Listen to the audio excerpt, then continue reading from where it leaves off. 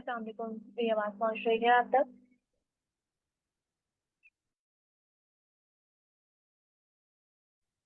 जी वालेकुम सलाम। हम आज का सेशन स्टार्ट करते हैं। Just update your screen.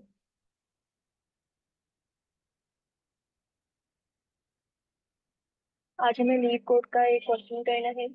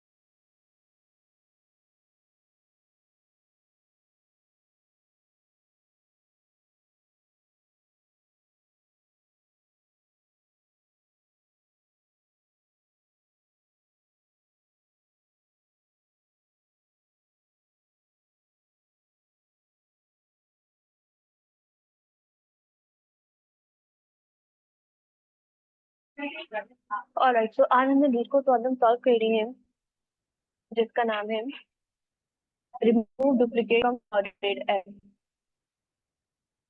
आपको पता होगा कि सॉलिड एरे हमारे पास कौन सी होती है।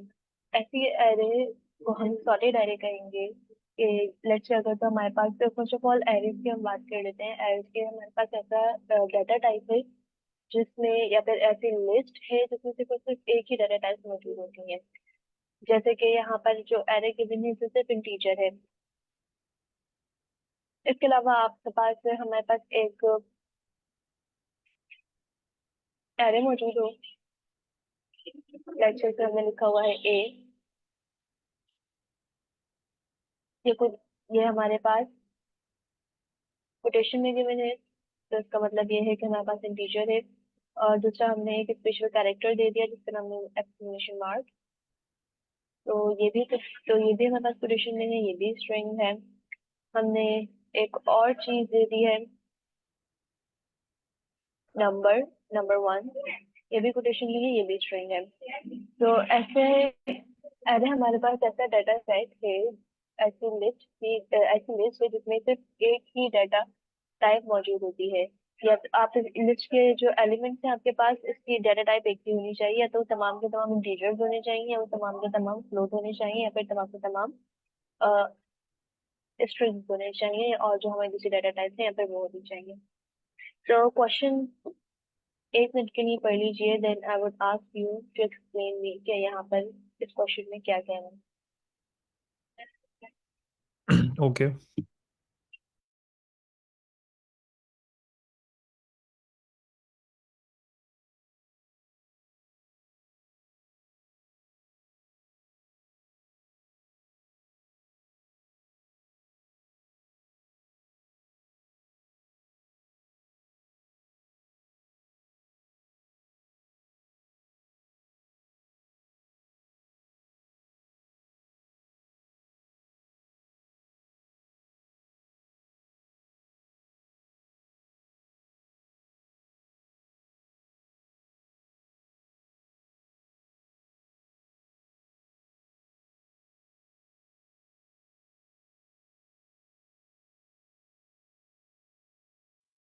सर इस क्वेश्चन में जो वो एग्जांपल दिखा रहे हैं वो एग्जांपल दिखाइएगा। हम्म।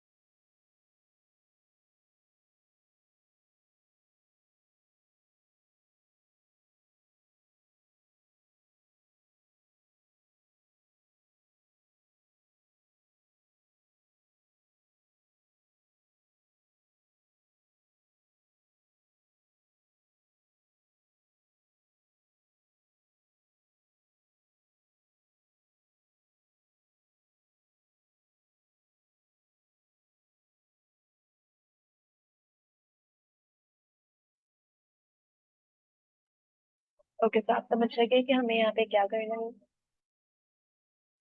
जी सवाल तो समझ आ गया। ठीक है, बताइए हमें क्या करना है। हमें एक एरे दी गई है जिसके अंदर डुप्लीकेट नंबर हो सकते हैं, और हमसे ये कहा जा रहा है कि उस एरे को मॉडिफाई इस तरीके से किया जाए कि उसमें डुप्लीकेट नंबर ना रहें। लेकिन जब हम उसको मॉडिफाई कर रहे हों तो जिस तरतीब से वो नंबर्स आ रहे थे उसकी तरतीब मेंटेन रहनी चाहिए। डुप्लीकेशन तो हमें रिमूव कर देनी चाहिए, लेकिन उसकी तरतीब मेंटेन करनी चाहिए। पहला आस्क ये है, और दूसरा आस्क ये है कि हमें उस एरे के साथ साथ एक नंबर भी रिटर्न करना है, और वो नंबर जो है वो I think number of unique elements होना चाहिए। ओके, सो यहाँ पे हमारे पास एरे रिटर्न नहीं करनी है। इन दी एंड हमें सिर्फ और सिर्फ आउटपुट में वो नंबर रिटर्न करना है। तो अब अच्छा, हम एरे इसको रिटर्न कर नहीं करनी। नहीं। Okay sorry. ठीक है, सो हमारे पास एक सॉर्टेड एरे गिवन है, और जिसमें हमारे पास जो नंबर्स हैं वो छोटे से बड़े की तरफ जा रहे हैं। तो जितनी भी आपके पास टेस्ट केसेस हैं, जितनी भी नंबर्स हैं, आप उन सब में अज्यूम कर सकते हैं कि आपके छोटे से बड़े की तरफ move कर रहे हैं। वहाँ जितने भी नंबर्स हैं, आपको एक ऐसे ऐसी एरे जनरेट करनी है जिसमें आपके पास तमाम के तमाम नंबर यूनिक होने चाहिए, कोई भी नंबर रिपीट ना हो रहा हो। और जब आप ऐसे कर लेंगे, ऐसे ऐसी एरे आप जनरेट करने में कामयाब हो जाएंगे, देन आपको रिटर्न करना है कि consider the number of unique elements of nums to be K. Then आपको क्या करना है, रिटर्न करना है सिर्फ और सिर्फ के। यानी कि जो भी आपने एरे बनाई है उसमें कितने नंबर ऑफ एलिमेंट्स हैं, आपको सिर्फ वो रिटर्न करना है। हमारे पास एरे इनिशियली हमारे पास एक एरे इनपुट के तौर पे गिवन है जिसके जिसमें 3 एलिमेंट्स मौजूद हैं। और हम यहाँ के लिए भी देख सकते हैं कि 1 जो है वो रिपीट हो रहा है। तो आपने एक न्यू एरे जनरेट की। न्यू एरे जनरेट करने के बाद क्या होता है कि वहां पे सिर्फ 2 एलिमेंट्स है, तो आपको रिटर्न क्या करवाना है, आपको रिटर्न 2 करवाना है। क्वेश्चन की अंडरस्टैंडिंग में कोई ऐसी बात जो समझ ना आती हो तो फिर बताइए। हमारे हमें एक पार्टिसिपेंट ने भी ज्वाइन किया है। अगर आप क्वेश्चन नहीं समझ सके हैं तो आप बताइए, हम तो एक दफा और रिपीट कर देते हैं, वरना हम कोड की तरफ बढ़ते हैं।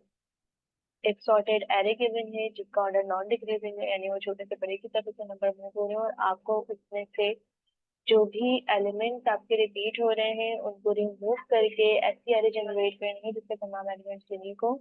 और फिर आपने रिटर्न करवाना है वो नंबर ऑफ एलिमेंट जो कि आपकी यूनिक एरे में मौजूद है। क्या क्वेश्चन क्लियर है?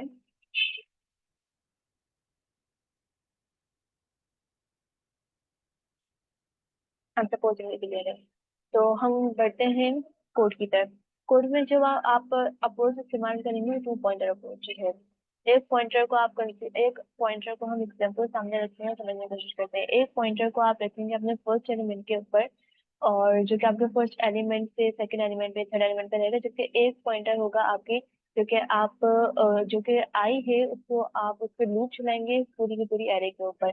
आपने जे को इनिशियलाइज करवाया है 1 के ऊपर। 1 के ऊपर जो भी आपके पास वैल्यू है वो वहाँ पे इसको इनिशियलाइज करवा दी गई है, क्योंकि आपको कहा गया है कि जो वो है आपकी एरे है वो नॉन डिक्रीजिंग एलिमेंट है आपका। तो लिहाजा यहाँ पे आपने जे को फर्स्ट वैल्यू दे दी। हमें पता है कि जो भी हमारे पास वैल्यूज होंगी वो फिर 1 2 3 0 1 2 3 इस तरह से आगे बढ़ेंगे, तो लिहाजा आपने जे को भी फिर इनिशियलाइज करवा दिया है इसकी वैल्यू से। देन आपने आई को क्या कंसिडर करना है। अच्छा, जे आप ये समझिए कि जे और आई में थोड़ा सा डिफरेंस है, और वो थोड़ा सा डिफरेंस ये है कि ये जो आपने कहा है J is equal to 1, in the end जब आप जे प्लस करेंगे ना, तो ये 1 में फिर 1 प्लस होगा, तो फिर जे की वैल्यू हमारे पास आ जाएगी 2।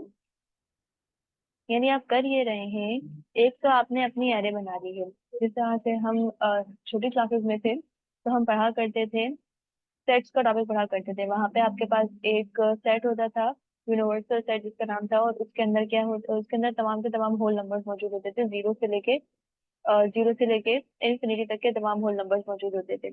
और आपको अगर यूनियन निकालना हो तो फिर आप यूनिवर्सल सेट का इस्तेमाल करते थे। इसी तरह से जो जे है ये आपका 1 से स्टार्ट हो रहा है और 1 से लेके इसमें तमाम के तमाम नंबर्स मौजूद हैं, 2, 3, 4 टिल इंफिनिटी। ओके।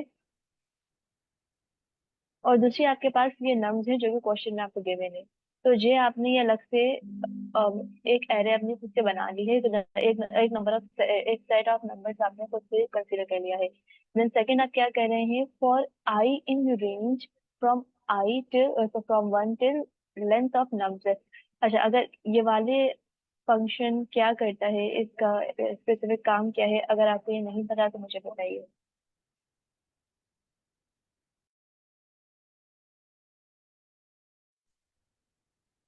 नहीं, ये तो क्लियर है, रेंज का फंक्शन क्या करता है ये मुझे तो क्लियर है। फिर से आपको अगर क्लियर नहीं है तो हम कर सकते हैं।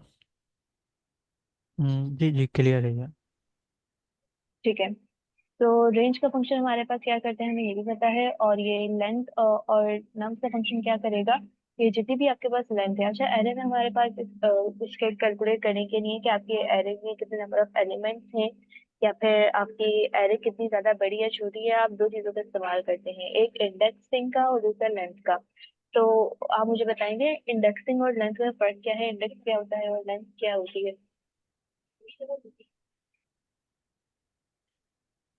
सॉरी, मुझे लेंथ का पता है, इंडेक्सिंग का नहीं पता। इंडेक्सिंग क्या होती है? ठीक है sir. Sir I am sorry ma'am, कौन सा पर आप सर, कौन सा पर आपको पता है इंडेक्सिंग क्या होती है। इंडेक्सिंग आई थिंक वो जो लिस्ट में आपकी जो पोजीशन होती है वो ज़ीरो से लेकर उसकी हम्म। लेंथ -1 तक होती है। हर हर एलिमेंट की जो पोजीशन होती है वो इंडेक्सिंग होती है। बिल्कुल ठीक है। अच्छा, फिर देखिए हमारे पास जो एरे है या लिस्ट है, अ, हम एरे की बात कर रहे हैं तो वहाँ पे लिस्ट अंडरस्टूड है, ठीक है, क्योंकि एरे खुद भी एक स्पेसिफिक डाटा टाइप की लिस्ट ही होती है। तो एरे या जो ये लिस्ट है हमारे पास एक स्ट्रक्चर्ड, या फिर आप यूँ कहने के ऑर्डर्ड डाटा टाइप है। यहाँ पे जितने भी एलिमेंट्स होते हैं वो एक स्पेसिफिक ऑर्डर को फॉलो कर रहे होते हैं। स्पेसिफिक ऑर्डर से को फॉलो करने का इससे मुराद ये नहीं है कि जैसे यहाँ पे हमें नजर आ रही है 1 2 3 4 है, लेकिन अगर हमारे पास एक एरे है जो कि सॉर्टेड नहीं है, फर्स्ट आ रहा है 4, देन आ रहा है 0, देन आ रहा है 1, या फिर देन आ रहा है 5, तो ये एरे आपके हिसाब से सॉर्टेड नहीं है, बिल्कुल नहीं है सॉर्टेड। लेकिन इसमें भी एक स्पेसिफिक ऑर्डर फॉलो हो रहा है। वो ऑर्डर क्या फॉलो हो रहा है, पोजिशन का ऑर्डर फॉलो हो रहा है। पोजीशन का ऑर्डर ऐसे फॉलो हो रहा है कि मैं इनकी पोजीशंस को नाम दे देती हूँ। 0, फर्स्ट पे जो भी एलिमेंट मौजूद है उसके हम कहेंगे वो 0 पोजीशन के ऊपर है, देन फर्स्ट पर, then second and then third के ऊपर। अब अगर मैं इस एरे को थोड़ा सा रीअरेंज करूँ, मैंने कहा कि मुझे इसको सॉर्ट करना है, तो मैं सॉर्ट करने के लिए इसको क्या करूँ, 0 पहले ले आऊँ, देन 1, देन 4 एंड देन 5। ठीक है। तो हम्म। अब देखें इसकी पोजीशन को चेंज करने के हमारे पास क्या हुआ कि इसके इंडेक्सेस चेंज हो गए, क्योंकि 0 के पास जो पहले पोजीशन थी वो 1 की थी। 0 के पास जो पहले पोजीशन 0 की ऑक्युपाई कर रहा था वो 1 की कर रहा था, लेकिन अब वो 0 की ऑक्युपाई है। अब इसकी ठीक है। इंडेक्सिंग आप कैसे करेंगे, 0 से स्टार्ट करेंगे, 2 3 4। तो हम इसको क्यों कहते हैं कि ये order data structure, order data structure भी है, यस, क्योंकि इसलिए आपके डाटा को स्ट्रक्चर करने में मदद देता है। मेनली डाटा टाइप है, तो हम इसको क्यों कहते हैं कि ये ऑर्डर डाटा टाइप है, क्योंकि अगर आप पोजीशन चेंज करते हैं तो उसकी वजह से आपके जो सीक्वेंस है वो सीक्वेंस वो नहीं रहती जो कि आपसे पहले थी। जबकि डिक्शनरी जो है, डिक्शनरी में हमारे पास की वैल्यू पेयर होता है, वहां पे हम पोजीशन चेंज करने से आपके ऑर्डर के ऊपर कोई फर्क नहीं पड़ता, इसलिए हम उसको अनऑर्डर्ड डाटा टाइप या फिर डाटा स्ट्रक्चर कहते हैं। ऑलराइट। तो लेंथ में और इंडेक्सेस में क्या फर्क है, बस इतना सा फर्क है कि अब आपकी जो लिस्ट है वो कितनी भी बड़ी हो सकती है। इतना हम जानते हैं कि लिस्ट में कितने एलिमेंट्स होने चाहिए या कितने एलिमेंट्स नहीं होने चाहिए, प्रोग्रामिंग में इसकी कोई भी हमारे पास लिमिटेशन नहीं है। अब आपकी लिस्ट कितनी बड़ी है ये जानने के लिए आप फंक्शन इस्तेमाल करते हैं। दो दो किस्म की चीजें आप इस्तेमाल करते हैं, एक तो आपके पास है लेंथ का फंक्शन, अच्छा, लेंथ का फंक्शन क्या करेगा? ये लेंथ का फंक्शन ये नंबर ऑफ एलिमेंट्स बता देगा किसमें कितने हैं। जैसे कि अगर मैंने यहाँ पे इस्तेमाल किया है लेंथ ऑफ नम्स क्या है, अच्छा मैंने लेंथ को एक मैंने आर्ग्यूमेंट दिया है जिसका नाम है नम्स। तो नम्स हमारे पास ये इनपुट था, तो यहाँ पे वो मुझे इसका आंसर 3 दे देगा। तो इतना तो हमें पता लग गया। इसी तरह से अगर आपके पास यहाँ पे देख लीजिए, ये कोई 9 और 10 वैल्यूज में भी हैं, तो अगर आप इसके ऊपर नम्स लगाएंगे तो वो एक स्पेसिफिक नंबर दे देगा जो कि लेट्स सपोज से 10। Alright alright. लेकिन अगर मैं इससे कहूँ कि ये जो सेकंड पोजीशन है, सेकंड पोजीशन के ऊपर कौन सा नंबर मौजूद है, तो लेंथ का फंक्शन आपको ये नहीं देगा। जब आपको एक एक एलिमेंट की स्पेसिफिक पोजीशन चाहिए हो कि भाई फर्स्ट पे आपके कौन सा फर्स्ट जो आपकी पोजीशन है उसको कौन सा एलिमेंट मौजूद है, तब आप वहाँ पे काम इस्तेमाल करते हैं इंडेक्सिंग का। इंडेक्सिंग आपको क्या बताती है? इंडेक्सिंग आपको ये भी बता सकती है कि टोटल नंबर ऑफ एलिमेंट्स कितने हैं आपके पास, और फिर आपको मेनली जो आप इंडेक्सिंग इस्तेमाल कर रहे होते हैं वो इंडिविजुअल पोजीशन को देखने के लिए इस्तेमाल कर रहे होते हैं। जैसे कि हमारे पास, लेकिन बस एक फर्क आपको याद रखना है कि लेंथ जो है वो आपको इन दी एंड एक नंबर देगा, जो भी आपके total total number of elements होंगे वो देगा। जबकि इंडेक्सिंग जो है वो एक स्पेसिफिक पोजीशन के ऊपर जो आपकी चीज मौजूद है, नंबर मौजूद है, वो वैल्यू देगा। इंडेक्सिंग ये भी करती है। आप इसकी भी पूछ सकते हैं कि आप इसको सिर्फ एलिमेंट दे दें। लेफ्ट से मैंने कहा कि भाई ये मुझे इतना पता है कि लिस्ट के अंदर मेरे पास एक एलिमेंट है जिसका नाम है 1, लेकिन इसकी पोजीशन क्या है? अगर आपको पोजीशन पता करनी है यानी इसका इंडेक्स नंबर पता करना है तो आप वो भी पता कर सकते हैं। लेकिन आपको पोजीशन नंबर पता है कि हमारे पास फर्स्ट पोजीशन पे कोई ना कोई चीज रखी हुई है, अब वो कौन सी चीज है वो आपको पता करनी है तो आप वो भी पता कर सकते हैं। Is that clear? थोड़ा सा कंफ्यूजन तो नहीं हो गया? जी, दिस इज क्लियर। ठीक है। तो लेंथ में और इंडेक्स में थोड़ा सा फर्क क्या है कि लेंथ स्टार्ट होगी 1 से। जैसे कि यहाँ पे इसकी लेंथ आप निकालेंगे तो आंसर क्या आएगा? 3 आएगा। जबकि आप इसका 3 आएगा, जबकि इंडेक्सिंग स्टार्ट होती है 0 से। इसके फर्स्ट एलिमेंट का इंडेक्स 0 है, सेकंड एलिमेंट का इंडेक्स 1 है, और थर्ड एलिमेंट का इंडेक्स 2 है। तो यहाँ पे जो मैक्सिमम इंडेक्स है वो 2 आएगा, और इसकी लेंथ 3 है। तो लेंथ से इंडेक्स निकालने का तरीका ये भी है कि आप लेंथ में से अगर -1 करवा दें तो वो, लेंथ में से अगर आप -1 करवा दें तो वो लास्ट वाले इंडेक्स में जाके वो हमेशा वैल्यू शुरू हो जाती है। ओके, आई होप कि ये भी क्लियर हो। क्वेश्चन की तरफ बढ़ते हैं कि एक पॉइंट, एक तो आपने यहाँ पे जे में क्या किया है, जे को कंसिडर करने का मतलब क्या है कि आपने एक यूनिवर्सल सेट, समझ लीजिए आप, वो आपने कंसिडर कर लिया है। यूनिवर्सल नंबर्स आपने कुछ कंसिडर कर लिए हैं जिसमें ये तमाम वैल्यूज होंगी, let's say 0 1 2 3 and so on. और दूसरा क्या है? दूसरा आपने एक फंक्शन कंसिडर किया है रेंज का, सॉरी रेंज का नहीं, दूसरा आपने एक और पॉइंटर कंसिडर किया है आई। अब वो आई कहाँ पर जाएगा? वो आई जाएगा जितने भी आपके लेंथ है, जितने भी आपके पास नम्स में नंबर्स मौजूद हैं उन सब पे बारी बारी जाएगा, और उसके ऊपर कोई स्पेसिफिक फंक्शन फंक्शन परफॉर्म करेगा। वो स्पेसिफिक फंक्शन क्या होगा जो लेंथ परफॉर्म करेगा और ये आई आपका परफॉर्म करेगा? वो परफॉर्म करेगा कि भाई आपने ये वाली बात हम समझ गए कि आपका ये जे है। इनिशियली जे की वैल्यू थी 1। आपने कहा कि ये जो आपके पास, ऑलराइट, इंडेक्स को शो करने का जो मेथड होता है, या फिर आप इंडेक्स को शो जिससे करते हैं वो स्क्वायर ब्रैकेट से शो करते हैं। जैसे कि अगर मुझे ये पता करना है कि मैंने आपको बताया कि आप इंडेक्स से 2 काम करवा सकते हैं। ये करवा सकते हैं कि मुझे ये पता था कि आपकी लिस्ट के पास एक एलिमेंट है जो कि 2 है, तो आप उसको 2 की वैल्यू दें, वो इन रिटर्न कर देगा आपको उसका इंडेक्स नंबर, कि कौन से इंडेक्स नंबर के ऊपर लाई कर रहा है। और दूसरा काम क्या है? अब दूसरा काम ये है कि आप इसको इंडेक्स नंबर रिटर्न करें, और ये आपको ये रिटर्न कर देगा कि इस इंडेक्स नंबर के ऊपर आपकी वैल्यू कौन सी है। तो अगर मुझे सेकंड वाला काम करवाना हो कि मुझे ये बताना हो कि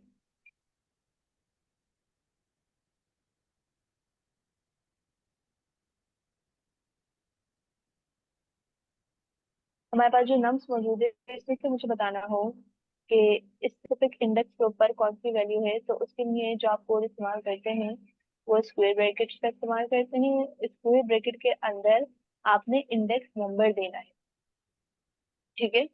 अगर मैंने लेट्स से मैंने इंडेक्स नंबर दिया है यहाँ पे 0, तो नम्स जीरो, नम्स क्या है, मेरे एरे का नाम है। तो अगर मैं नम्स जीरो यहाँ पे करूंगी तो मुझे आंसर जो मिलेगा वो मुझे वन मिलेगा। यानी कि नम्स जीरो के ऊपर, जीरो इंडेक्स के ऊपर जो भी वैल्यू है वो आंसर मुझे वन मिलेगा। तो जब आपने इनिशियली फर्स्ट टाइम आपने इसको आइटरेट करवाया है, तो क्या हुआ हमारे पास, ये हुआ आपसे कह रहे हैं। अच्छा, इफ की कंडीशन का आपको पता है कि इफ की कंडीशन क्या करवाती है? जी जी, इफ क्लियर है बिल्कुल। ऑलराइट। तो आपने कहा कि अगर तो जो आपके इंडेक्स में जो वैल्यू आई है, जो कि अभी नंबर आई किया है, आपने बिल्कुल शुरू से स्टार्ट करवाया है, तो वो कहाँ से स्टार्ट होगा, वो जीरो से स्टार्ट होगा। ठीक है, या फिर तो आपके पास जो इंडेक्स आई के ऊपर जो वैल्यू है जो कि वन है, अगर तो वो बराबर है आपके जे, सही है, सॉरी बराबर नहीं है, पहले यहाँ पे नॉट इक्वल की कंडीशन है। अगर तो हमारे पास वो जे के बराबर नहीं है, नॉट इक्वल का साइन इस्तेमाल करने के लिए आप ऐसे में एक्सक्लेमेशन मार्क और इक्वल टू इस्तेमाल करते हैं। अगर तो वो बराबर नहीं है किसके, आई माइनस वन के। अच्छा, ये आई माइनस वन क्यों? जी, अपने से पिछली वाली वैल्यू को देख रहा है, अपने से एक एक एक पहले नंबर पे जो आ रही है उसको देख रहा है। ऑलराइट। सो आपने जो आई को इनिशियलाइज करवाया है वो वन से करवाया है, जबकि इंडेक्सिंग जो आपकी स्टार्ट होगी वो जीरो से स्टार्ट होगी। ठीक है। तो फर्स्ट वो आपकी कौन सी वैल्यू देखेगा कि आपके पास ये पूरी एरे मौजूद है, आपने आई को इनिशियलाइज करवाया है सेकंड सेकंड वैल्यू के ऊपर। ठीक है। आपसे कह रहे हैं कि अगर आपकी सेकंड वैल्यू है और फर्स्ट वैल्यू है, अगर तो वो दोनों बराबर नहीं है, अगर तो वो दोनों बराबर नहीं है, तब आप क्या करवाइए, तब आप ये करवाइए कि जो आपके पास जे में इनिशियल वैल्यू है वो, और जो आई में जो आपका वैल्यू आई है वो, तो इसका मतलब ये है कि ये दोनों वैल्यूज बराबर है। फॉर एग्जाम्पल हमारे पास, फॉर एग्जाम्पल हमारे पास ये जो अभी हमारे पास वैल्यू आई है, आप इस यहाँ पे इंडेक्स को वन पे भी देखें तो आपके पास वन वैल्यू आएगी। इनके हमारे पास ये वाला जो केस है इसमें ये दोनों वैल्यूज बराबर है। तो जब ये दोनों वैल्यूज बराबर हैं, यानी कि ये नॉट इक्वल वाली कंडीशन आपकी फुलफिल नहीं हो रही है, तो ये तीन लाइन कोड की रन नहीं करेंगे, आपके पास डायरेक्ट ये वाली लाइन रन करेगी। कि अगर आपने क्या देखा, आपने ये देखा कि आई और जे बराबर नहीं है, तो आपके पास ये तीन लाइन रन करेंगी। लेकिन अभी हमारी कंडीशन क्या है, फर्स्ट वाली जो आपने कंडीशन देखी है, फर्स्ट आपने कंडीशन देखी कि ये दोनों बराबर हैं, तो आप डायरेक्टली इफ की कंडीशन से बाहर निकल जाएंगे। आप इफ की कंडीशन को फुलफिल नहीं होगा, बल्कि एल्स की कंडीशन आएगी। और वो एल्स की कंडीशन क्या है कि अब हम डायरेक्टली जे को रिटर्न करवा देंगे। ये वाली बात क्लियर है?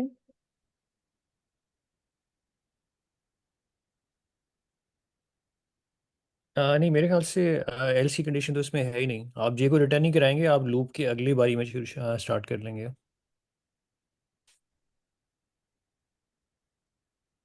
ये आई थिंक रिटर्न सबसे लास्ट में होगा। हाँ, रिटर्न तो लूप से बाहर है अ, ना, अभी तो जी हमारा लूप ही खत्म नहीं हुआ। ओके। जी। तो आप मुझे ये बताइए कि जब आपकी ये तीनों लाइन एग्जीक्यूट नहीं हुई, क्योंकि आपकी जो इफ की कंडीशन है वो आपकी एग्जीक्यूट नहीं हुई, तो ये वाली जो कंडीशन है आपकी, ये काम नहीं की है, किया है इसने, तो क्या तब आप लूप से बाहर निकल के सिर्फ इस वाली कंडीशन के ऊपर नहीं आएंगे? नहीं, क्योंकि अभी आपकी लूप की कंडीशन खत्म नहीं हुई ना। आपने आई को बोला था कि आई जो है वो रेंज वन से लेके लेंथ ऑफ नंबर्स तक चलता रहे। अभी आई ने तो सिर्फ पहला नंबर क्रॉस किया है। अभी आई को आगे जाना है, आगे जाना है, आगे जाना है। जब तक वो लेंथ ऑफ नंबर्स तक नहीं पहुंचेगा तब तक आपका वो लूप चलता रहेगा। इफ की कंडीशन बार बार इवैल्यूएट होती रहेगी। ऑलराइट, ये आप बात बिल्कुल ठीक कह रहे हैं। मैं सिर्फ फर्स्ट एलिमेंट के लिए बात कर रही हूँ कि सपोज कीजिए कि आपके पास अभी जो कंडीशन है आपकी, वो सिर्फ फर्स्ट एलिमेंट के ऊपर मौजूद है, आपके पास सिर्फ एक ही एलिमेंट है। कि हमारे पास दो कंडीशंस मौजूद हैं कि ये जो आपने जे कंसिडर किया है वो जे, और जो आपके पास नम्स मौजूद हैं वो, या तो वो दोनों बराबर हो या फिर वो दोनों बराबर नहीं हो। अगर तो वो दोनों बराबर नहीं है तो सिंपली आपके पास जे रिटर्न हो जाएगा। जे में आपके पास कौन सी कंडीशन मौजूद है, जे में आपके पास तमाम नंबर्स मौजूद है, और वो फिर वो आगे जाके ऐड भी होते जा रहे हैं। और अगर तो ऐसा होता है कि ये दोनों बराबर, अगर हमारे पास ये दोनों बराबर नहीं आते हैं, तो तब आप यहाँ पे एग्जीक्यूट करवाएंगे, और तब वहां पे हम क्या कहेंगे कि आपके पास नंबर आई के ऊपर, जैसे हमारे पास यहाँ वन मौजूद था, वन जो है अगर तो वो बराबर नहीं है इससे पहले वाले नंबर से, तो आप क्या करवाएंगे, आई और जे दोनों को, यानी जो जे में नंबर है वही आप आई में स्टोर करवाएंगे। एंड देन जब आपने वही नंबर जो है वो वही आई में स्टोर करवाया है, तो जे में आप मजीद एक और नंबर ऐड करवाएंगे, यानी जो पहले वन था, पहले आपका जे वन था, आप उसमें उस एक और नंबर ऐड करवाया तो वो टू हो गया। फिर आप टू के लिए देखेंगे कि वाली जो कंडीशन है आपकी, कि अगर तो अभी भी जो आपका आई है वो दोनों एक दूसरे के बराबर नहीं है, तो फिर आप ये देखेंगे कि जे में आपके पास टू नंबर मौजूद है, देन आप उसको वहाँ पे करवाएंगे। अच्छा, ये वाली जो कंडीशन है वो सारी कब फुलफिल होंगी? वो तब फुलफिल होंगी जब आपका आई जो है वो आई प्लस वन के बराबर नहीं है। अगर तो वो दोनों बराबर हैं तो आप डायरेक्टली इस लूप से बाहर आ जाएंगे और आप रिटर्न करवा देंगे जे। हम्म।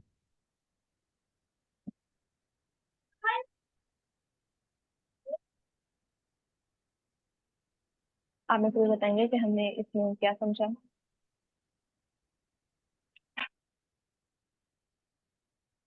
हाँ, आई थिंक ये किसी हद तक तो मुझे तो समझ आ ही गई है। यानी बेसिकली हम क्या कर रहे हैं कि हम अपनी लिस्ट के ऊपर एक तरह से वॉक थ्रू कर रहे हैं, और ये जो है हमने उसको बनाया हुआ है वो वाली इंडेक्स जहाँ पे हर यूनिक नंबर का प्लेस होल्डर है। जब यूनिक नंबर वहाँ पर जब हमें डालने का टाइम आएगा, इंसर्ट करने का टाइम आएगा, तो हम यूनिक नंबर जे वाले इंडेक्स पर डाल दिया करेंगे।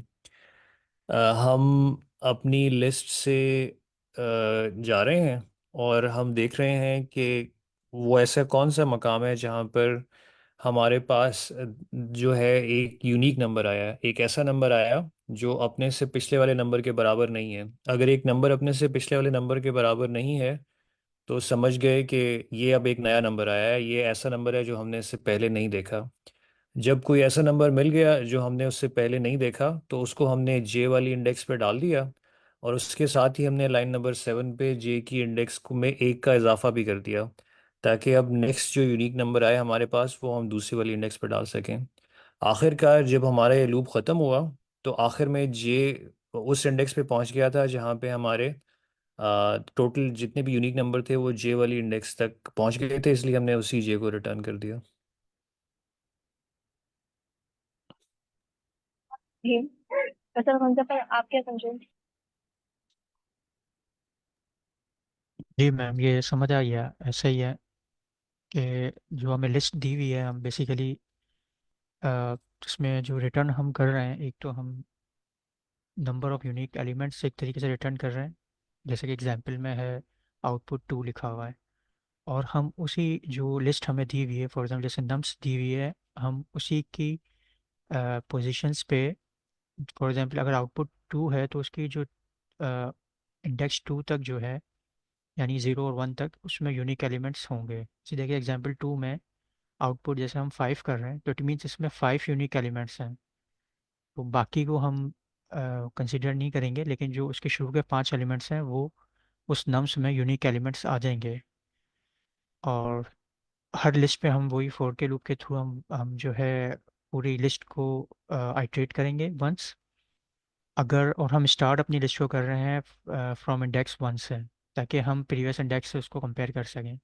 अगर तो वो अगर नॉट इक्वल टू है, यानी कि वो डिफरेंट एलिमेंट है, तब तो हम अ, उस पोजीशन पे जो है हम अपना उस एलिमेंट को रख देंगे कि वो यूनिक एलिमेंट है। और अगर वो इक्वल हुआ तो फिर हम उसको सिंपल स्किप करके फोर के लूप की नेक्स्ट आइटरेट पे मूव कर जाएंगे। और जब हमारी लूप्स कंप्लीट हो जाएगी तो हम रिटर्न जे कर देंगे, जो कि नंबर ऑफ यूनिक एलिमेंट्स हैं एक तरीके से। ऑलराइट, तो एक सिंपल सी प्रॉब्लम थी ये, नेक्स्ट प्रॉब्लम सॉल्व करते हैं। आपके पास प्रॉब्लम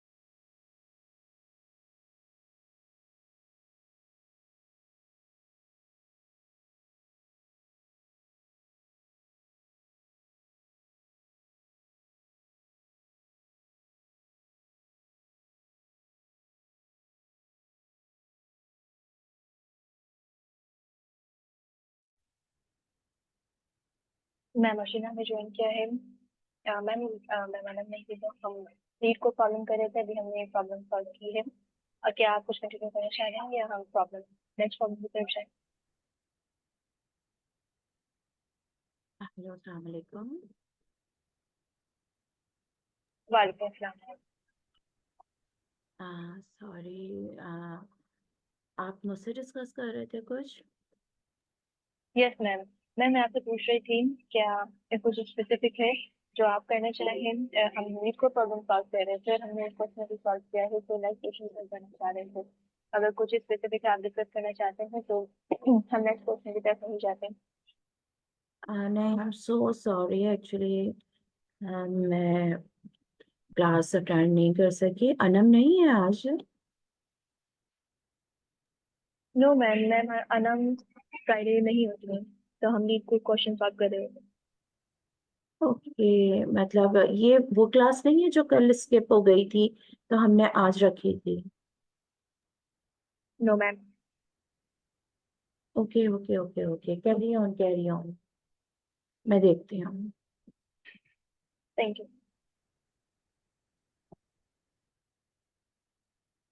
तो नेक्स्ट प्रॉब्लम है हमारे पास मूव जीरो। आई होप मेरा एक्सप्लेन आप तक विजिबल हो। हम 1 मिनट लेते हैं क्वेश्चन को रीड करने के लिए और फिर हम मजीद आगे बढ़ते हैं।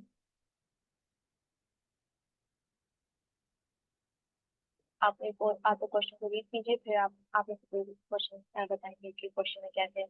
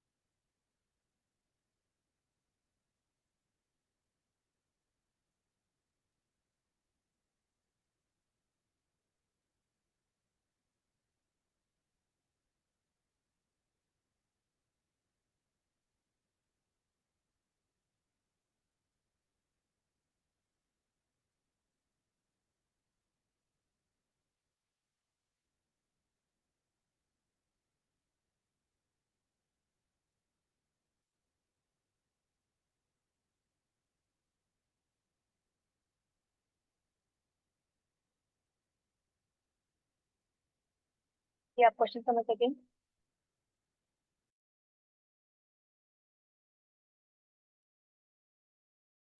आज ही समझ आ गया, मुझे तो समझ आ गया। जी जी, यस क्लियर सर, है। बताइए क्वेश्चन में क्या कह रहे हैं।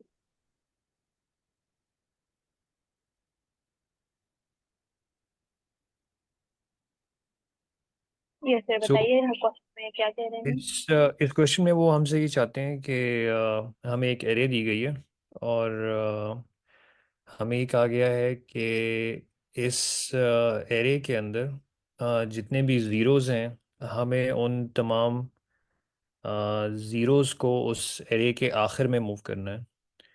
और साथ ही साथ लेकिन हमें इस बात का भी ख्याल रखना है कि जो नंबर्स ज़ीरो के अलावा जिस तरतीब में थे उनकी तरतीब डिस्टर्ब नहीं होनी चाहिए, उनका ऑर्डर डिस्टर्ब नहीं होना चाहिए। सर कौन पर क्या यही करने हैं हमें क्वेश्चन में, या कुछ और भी जॉब ऐड करना चाहें?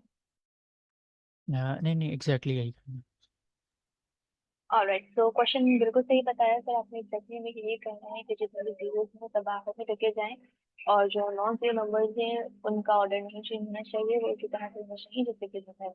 इसलिए हमने क्या करना है, मजीद को सॉल्व करने के लिए रिपोर्ट की तरफ आते हैं। तो फर्स्ट ऑफ ऑल आपने वेरिएबल कंसिडर किया है, जिसमें आपने लेंथ ऑफ नम्स जो भी आपके हैं वो आपने अनाउंस कर दिए। जैसे कि हमारे पास इस स्पेसिफिक एग्जाम्पल में हमारे पास लेंथ आएगी 5, तो एन में हमारे पास 500 शुरू हो जाएगा। और एक आपने एक और वेरिएबल लिया है जे के नाम से, जिसकी इनिशियल वैल्यू आपने फिलहाल 0 साइन की है। तो लूप आपने चलाया है आई को लेकर। अच्छा, ये आई क्या चीज है? ये आई हमारे पास वो आई को बेसिकली आप डिनोट करते हैं नंबर ऑफ आइटम्स से, लेकिन जरूरी नहीं है कि आप यहाँ पे हमेशा आई ही रखेंगे कि थोड़ी सी इंडस्ट्रियल प्रैक्टिस बन गई है कि आई रखा जाता है, लेकिन आप कुछ भी रख सकते हैं। तो for I in range, range कहाँ पे है? रेंज क्या बता रहा है? रेंज आपको ये बता रहा है कि आपने कहाँ से लेकर कहाँ तक की चीजों को मूव करवाना है। तो यहाँ पे जो जो हमें मूव करवाना है वो है एन तक के। एन क्या चीज थी? एन चीज थी हमारे पास ये लेंथ ऑफ नंबर। तो जरूरी नहीं है कि आप यहाँ पे एक अलग से वेरिएबल भी बनाएं और फिर उससे यहाँ पे करें। हम डायरेक्ट यहाँ पे लेंथ ऑफ नंबर भी लिख सकते थे, जैसे कि हमने पहले क्वेश्चन में किया था। और देन वहाँ पे एक कोड क्या कह रहा है कि अगर जो आपका इंडेक्स आई के ऊपर जो भी एलिमेंट है, जैसे कि इंडेक्स से आई के ऊपर एलिमेंट कहाँ से जाएंगे, वो यहाँ से स्टार्ट करेंगे, 0 से स्टार्ट करेंगे। तो इंडेक्स आई के ऊपर आपको जो भी एलिमेंट है, जैसे कि फिलहाल हमारे पास है 0, और इंडेक्स आई के ऊपर हमारे पास नेक्स्ट कंडीशन क्या है कि जो भी आपका इंडेक्स आई है, इंडेक्स जे और आई जे क्या है? जे आपका 0 है, और आई क्या है? आई भी 0 है। अगर ये दोनों बराबर हो रहे हैं, इनकी कंडीशन क्या है? सॉरी, ये दोनों अगर हमारे पास अगर बराबर हो रहे हैं तो आप आई की जगह जे को ले आइए और जे की जगह आई को ले आइए। जैसे कि जे में फिलहाल आपके पास इनिशियली क्या नंबर स्टोर था? 0 स्टोर था। और आपके पास आई में भी नम आई जो आपने ये वाली जो कमांड है आपकी, यहाँ पे भी फिलहाल क्या नंबर स्टोर है? 0 स्टोर है। ये दोनों अगर बराबर होते हैं तो आपने क्या करवाना है? आई की जगह आप जे को ले आइए और जे की जगह आई को ले आइए। और हम आई की जगह जे को लाने में क्या मतलब है और जे की जगह आई को लाने में क्या मतलब है? वो मतलब ये है कि ये जो इंडेक्स 0 के ऊपर आपने यहाँ पे 0 पे देखा है ना, जे में आपके पास जो भी चीज होगी आप उसकी पोजीशन को रिप्लेस कर रहे हैं। पोजीशन को रिप्लेस कर रहे होंगे, साथ ही आप क्या करवाएंगे? जे में आप एडिशन करा देंगे, यानी 0 के बाद आपके वो +1 के ऊपर चले जाएंगे।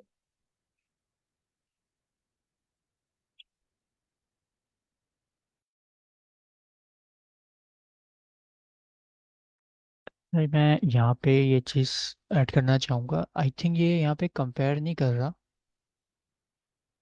जो इसकी कंडीशन है यहाँ पे नम्स ऑफ आई है, आई थिंक ये चेक ये कर रहा है कि अगर वहाँ पे वैल्यू है जो कि नॉन ज़ीरो नंबर है, तो इट मीन्स वो ट्रू है, तो फिर इस कंडीशन पे आएगा वो और उसको स्वैप करेगा। इन केस वो ज़ीरो आ जाती है तो वो उसको स्किप कर देगा। एम आई राइट? तो बस थोड़ी सी चीज है, आपने थोड़ा सा उल्टा कर दिया है कि वो 0 को स्वैप करवाएगा और नॉन 0 को वैसे ही रहने देगा। इंडेक्स आई के ऊपर आपका जो भी नंबर मौजूद है वो, और इंडेक्स जे के ऊपर जो भी नंबर मौजूद है, आपने उन दोनों को एक साथ लिखा। जैसे कि इंडेक्स जे हमारे पास फिलहाल 0 है, ठीक है। और अभी हम आगे वाली कंडीशन पे मूव कर जाते हैं। एग्जाम्पल दो एग्जाम्पल है, आप जे को 0 कंसिडर करें और फिर आप इसको 1 कंसिडर करें, इस पे मूव कर जाते हैं, यानी एक पॉइंटर आगे मूव कर जाते हैं ताकि इसमें आसानी रहे। तो इंडेक्स जे हमारे पास 0 है, और जो आई है फिलहाल, आई जो कि हमारे पास नौ से ऊपर चल रहा है, तो आई में हमारे पास 1 है, ठीक है। ये वाली बात समझ ठीक है। आती है? जी जी।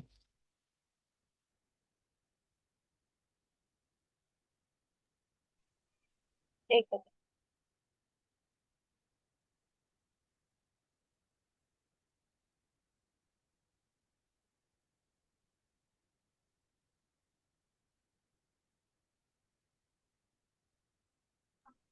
ऑलराइट, तो अब आपको क्या करवाना है? एक तरफ आपके यहाँ पर जे है और एक तरफ आई है,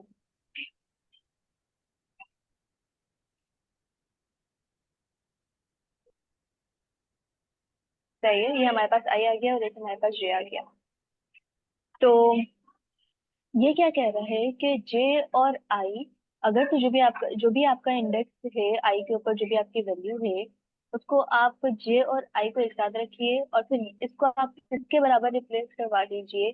आप उसको जो भी आपके पास यहाँ पर आई की जे की वैल्यू हमारे पास लेट्स से 1 मौजूद है और आई की वैल्यू लेट्स से हमारे पास 0 मौजूद है, इसको आप स्वैप करवा दीजिए। ये जो फंक्शन है, ये जो भी आई के ऊपर जो भी वैल्यू है वो जस्ट उसको स्वैप करवा रहा है। अच्छा, अब हमें कौन सी चीजों को स्वैप करवाना है? हमें उन चीजों को स्वैप करवाना है। यहाँ पे जो भी नंबर्स मौजूद हैं, जैसे कि हमारे पास फिलहाल 0 था और फिर 1 था, तो आप 0 की जगह 1 को लिया है और फिर 1 की जगह 0 को लिया है। तो अब आपके पास न्यू एरे क्या बन गई है? अब आपके पास न्यू एरे बन गई है 1 0 और फिर 0 और फिर 3 और फिर 1 और फिर 12, सॉरी।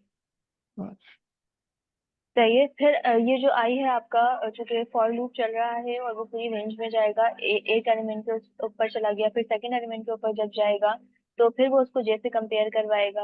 और जैसे जैसे आप एक एलिमेंट, एक दफा आपकी कंडीशन फुलफिल होती जा रही है, एक एक एलिमेंट का आप स्वैप करवाते जा रहे हैं, तब आप वैसे ही अपना जे भी इंक्रीज करते जा रहे हैं। फिर 0 था, सॉरी, फिर आप 1 करवाते जा रहे हैं, फिर 2 करवाते जा रहे हैं, और फिर जो भी आपके पास वैल्यूज आती जा रही हैं, आप उनको स्वैप करवाते जा रहे हैं एक दूसरे से, क्योंकि आपके पास जो एरे है वो हमारे पास एक सॉलिड एरे है।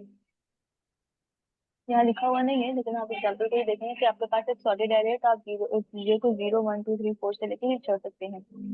हमें करवाना ही क्या है? आपने जे को एक नंबर कंसिडर करवा ली है 0 1 2 3 4, राइट?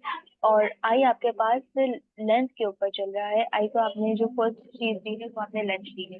लेंथ इंडेक्स आई के ऊपर, यानी कि आपने जो यहाँ 0 से जब आपने स्टार्ट किया है, तब उसकी वैल्यू को और जे की वैल्यू को आपने स्वैप करवा दिया है। ये जो फंक्शन है ये सिर्फ इतना काम करवा रहा है, चल लेट्स से आई जे के अंदर 1 वैल्यू थी और आई के अंदर 0 वैल्यू थी, तो उसने 0 और उसको 1 दोनों को स्वैप करवा दिया है। अच्छा, वो कब होगा? वो तब होगा जब आपका जो आई है वो एक नॉन जीरो एलिमेंट है। सही। सर, आप में से किसी और को कोई और प्रॉब्लम हमारे साथ? और कौन सी? सर अदील, आपको ये बात समझ आती है? जी, आई थिंक ये क्लियर है। और थोड़ा सा ये काउंटर इंट्यूटिव था, यानी सोचने में हमें लगा कि प्रॉब्लम को सुन के ऐसा लगा कि शायद वो जो है ना, ज़ीरो जब आएगा तो उस पर कोई हरकत करेगा, जब उसको वो ज़ीरो को ढूंढने की कोशिश करेगा, और जब उसको ज़ीरो मिलेगा तो शायद वो ज़ीरो को ना आगे की तरफ धकेलने की कोशिश करेगा, आगे towards the end of the array. लेकिन यहाँ पर ये उसको दूसरे तरीके से कर रहा है, ये कान को दूसरे तरीके से पकड़ रहा है। ये ज़ीरो को नहीं ढूंढ रहा, ये नॉन ज़ीरो वैल्यू को ढूंढ रहा है और उसको अपनी तरफ खींचने की कोशिश कर रहा है, एरे के स्टार्ट में लाने की कोशिश कर रहा है। इससे मकसद वही है, आखिर में काम वही होना है कि जब आप किसी नॉन ज़ीरो वैल्यू को अपनी तरफ खींचने की कोशिश करेंगे, यानी पुल करेंगे, तो ऑटोमेटिकली ज़ीरो को धक्का लगता रहेगा, वो आगे वो पीछे जाता रह जाएगा, और आखिर में होना वही है कि एरे के आखिर में ज़ीरो बच जाएगा। लेकिन इसने इसको थोड़ा डिफरेंट तरीके से किया। अगर मैं इसको करने की कोशिश करता तो शायद मैं ज़ीरो को ढूंढता, लेकिन आई थिंक ये अप्रोच भी ठीक लग रही है। बिल्कुल, हमने यही किया है। जो भी आपके पास वैल्यूज थे उसको आपस में स्वैप करवा दिया। और तो आज के क्वेश्चन में हमने दो क्वेश्चन देखे हैं। एक हमने मेन जीरोस का देखा, जिसमें आप जीरो एलिमेंट को स्वैप करवा रहे थे। दूसरा आपने क्या देखा? दूसरा आपने ये देखा कि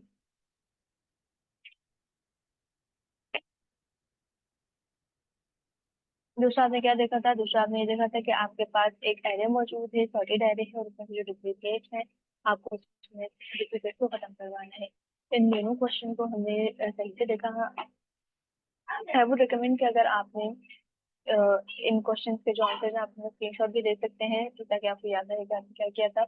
और लीड कोड पे आप जाके जो हमने क्वेश्चन पढ़े हैं इनको परफॉर्म करवा के प्रॉब्लम नंबर में आपको शेयर कर देती हूँ। एक प्रॉब्लम नंबर 26 है और दूसरा प्रॉब्लम नंबर 23 है। उसको परफॉर्म करवा के आप सबमिट करवाइए, ताकि आपकी जो लीड कोड की प्रोफाइल है वो थोड़ी ग्रो करे, और इसका आपको इन फ्यूचर इंशाल्लाह बहुत ज़्यादा फायदा होगा। मजीद कोई और क्वेश्चन नहीं है तो हम सेशन को यहीं पर एंड करते हैं। या कोई ऐसी बात जो आप डिस्कस करना चाह रहे हैं तो हम उसको डिस्कस कर सकते हैं। जी, बहुत शुक्रिया मिस वानिया, थैंक यू। जी, थैंक यू। आपको लोगों का भी बहुत बहुत शुक्रिया। अल्लाह हाफिज। अल्लाह हाफिज़।